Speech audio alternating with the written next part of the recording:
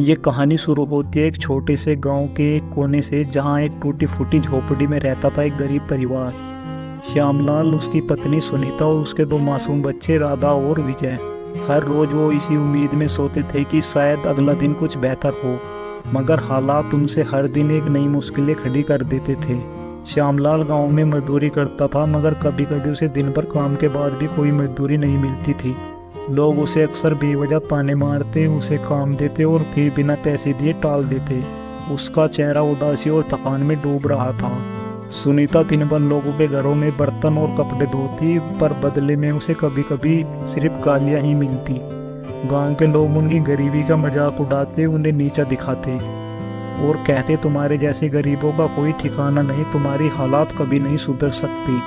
एक रात जब घर में खाने को कुछ नहीं था तो बच्चों ने भूख से रोते हुए कहा, माँ कुछ खाने तो दो।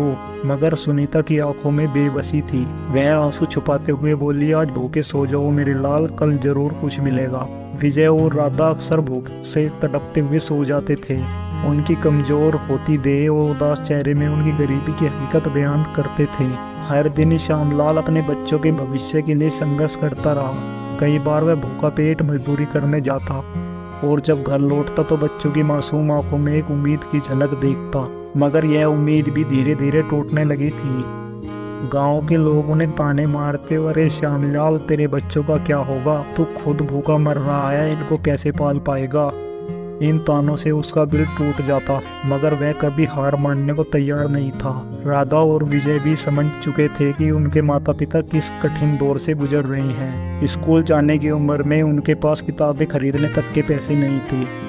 उनके कपड़े फटे पुराने थे, मगर उनके दिलों में ज्ञान की प्यास और माता पिता के हालात सुधारने का सपना था। श्यामलाल और सुनीता के संघर्ष ने बच्चों के दिलों में एक ऐसी आग जलाई थी जिसने उन्हें कभी हार नहीं मानने दी। हर दिन की भूख, तानों और गरीबों ने उनके आत्मविश्वास को कमजोर करने की कोशिश की, मगर उनकी उम्मीद की लौ कभी बुझी नहीं। यह कहानी है एक ऐसे परिवार की जिसने अपनी गरीबी के खिलाफ कभी हार नहीं मानी।